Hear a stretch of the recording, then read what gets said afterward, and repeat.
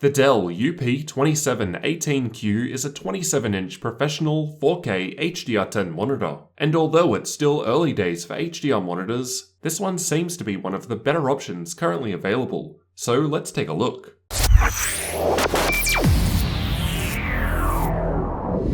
As mentioned, this is a 27-inch monitor with a 16:9 aspect ratio with a 4K resolution, so 3840 by 2160.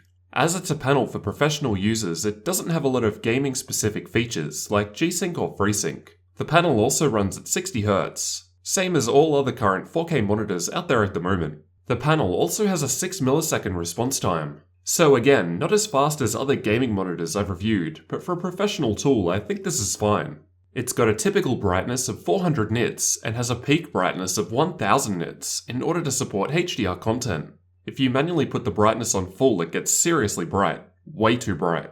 It achieves this with 384 separate dimming zones. And when viewing HDR content, this is what allows different sections of the monitor to get brighter than darker content. This does have the issue of displaying artifacts around brighter areas in dark scenes.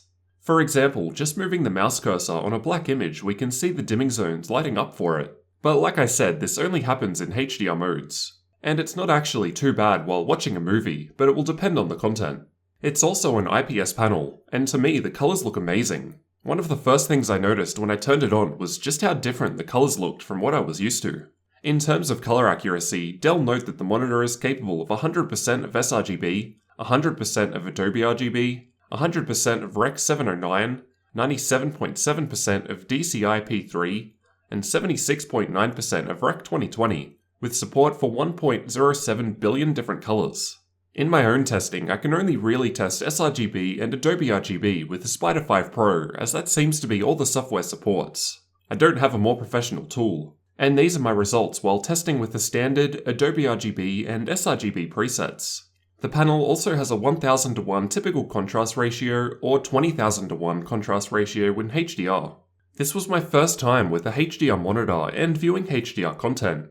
It seems like the software side has a bit of catching up to do. To watch 4K Netflix HDR content, I had to install the Netflix app, as it's not supported in the web browser, and then manually enable HDR in the Windows settings. And you can only really leave the HDR mode on when you're going to view HDR content, otherwise the colours will look washed out. There isn't much HDR capable content available at the moment yet either, as it's still early days. And just watching in HDR mode, I didn't easily notice a difference at first. It was only when I paused what I was watching, disabled HDR, and compared the two together that I noticed the difference. I chose a particularly dark scene, and without HDR it's fairly difficult to make out the detail, but with HDR enabled a lot of the darker areas are boosted, and it's easier to see, and the colours seem a bit better too. So my first impressions were that it's a nice extra, but I wasn't blown away by it. At least with the content on Netflix I was testing with. It's possible the difference in other things is much greater. I didn't notice any changes even while looking at the screen on sharp angles. Dell lists that it's capable of 178-degree viewing angles, both vertically and horizontally. I've also performed my usual backlight bleed test, which involves having the screen completely black in a dark room to help emphasize any bleeding. I then take a long exposure photo to display any bleed, so this is a worst case scenario test. As you can see, it's basically fine. To my eyes, even in a dark room, it looked perfectly fine. It's not all just about the panel though. Taking a look at the rest of the monitor, it's got a silver plastic stand, with a circular hole for threading cables through. The stand can also be removed, revealing a standard 100mm VESA mount if you want to attach it to something else.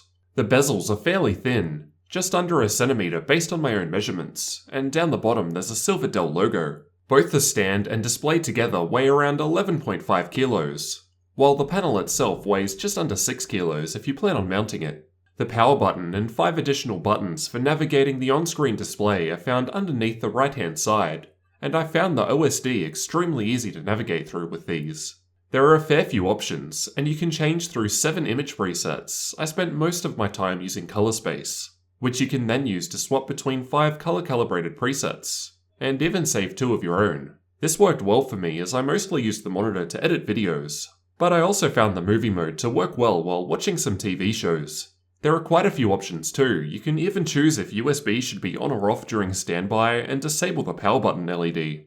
You can also connect a second video input and use the picture-in-picture or picture-by-picture modes. as I'm demonstrating here with a laptop. You can take this a step further too, and even use the monitor like a USB KVM, so one keyboard and mouse for two systems.